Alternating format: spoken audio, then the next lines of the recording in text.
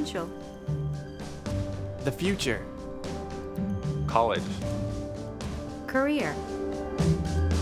And of course, we want our students to have a plan or a path when they graduate. I mean, it's a very important goal for us, and our mission statement even talks about when our students graduate, they need to be productive and contributing members to our society.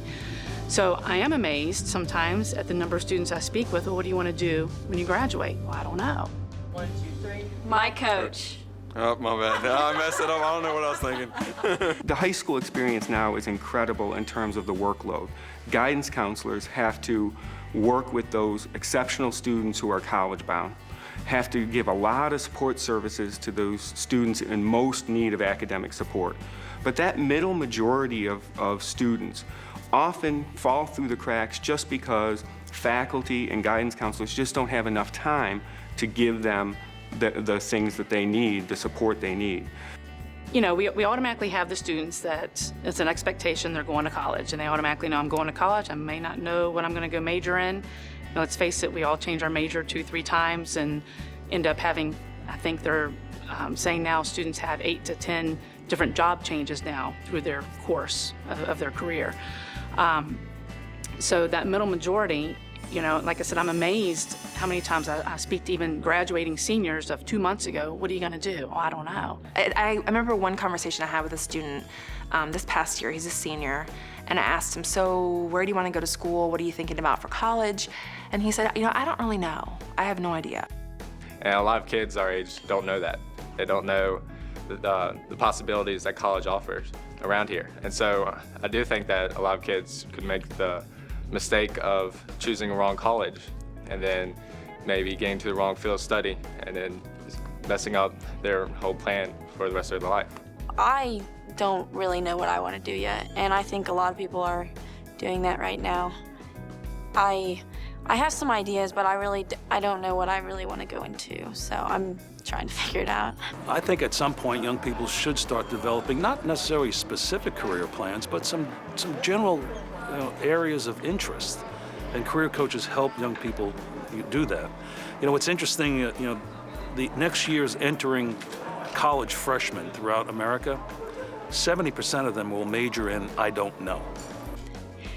The expectation that students are going to understand enough about themselves and about the broader world that is out there today, the workforce especially, and occupations and career pathways and opportunities and the required education for each of those, and networking and the financial resources that it takes to access higher education to get to the place where you're qualified to do those jobs.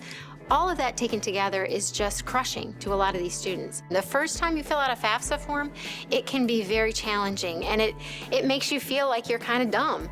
And a lot of people will just say, you know what, we don't need to do that. When essentially with just a little more support, a little more information, and a little effort tied together, they can complete that application. It can help them greatly when they're accessing higher education. Well, I think sometimes we forget how transitions are difficult for all of us. But the transition from high school to college is particularly challenging. Here are students who often are the first in their family to go to college, who don't really know the environment, who have been sort of assisted every step of the way through high school. And they're put into an environment where they need to make their own decisions, not their parents making their decisions for them. They need to often navigate programs and structures using terminology they're not familiar with. It's the difference between having information and not having information. I would explain the difference from a career coach and a school counselor to being closer to the category of mentoring. So having Ms. Gardner as an addition to that school counseling office to be able to take the time and discuss career options and opportunities that honestly our school counselors just don't have that opportunity to do.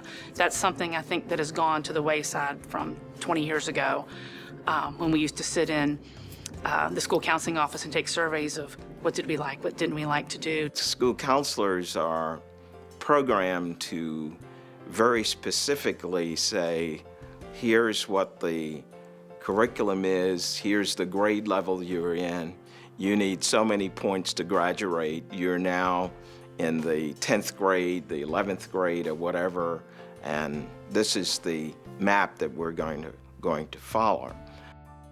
So an opportunity like Career Coaches provides the community college with the ability to hire a person who will spend time working with students about their own career pathways and about their own interest areas. We're talking about huge numbers of young people that do not succeed or fail on any real noticeable level.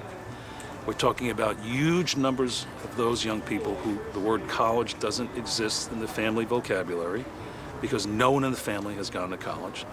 We're talking about young people whose teachers would like them to go to college, whose guidance counselors say, you know, there are some really fine people down at Danville Community College. Why don't you go down there and talk to them? They won't do it. They're not going to say, oh, okay, I'm going to drive down to the community college campus, feel totally awkward and intimidated, go knock on doors and tell somebody I think I should go to college when no one has ever really encouraged me to do it. They're just simply not going to do it.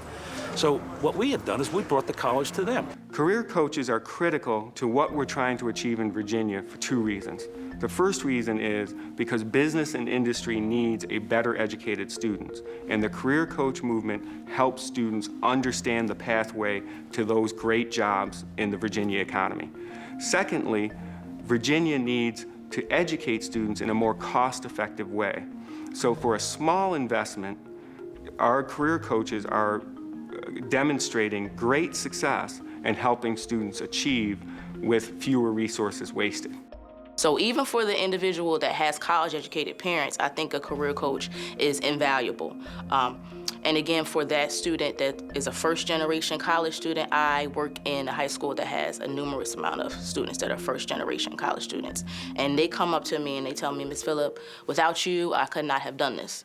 And that's what keeps me getting up and going to work every morning. Our career coaches work with the high school teachers and guidance counselors, and our goal is simply to convince all young people that 12th grade is not the finish line. We love you, Miss Gardner.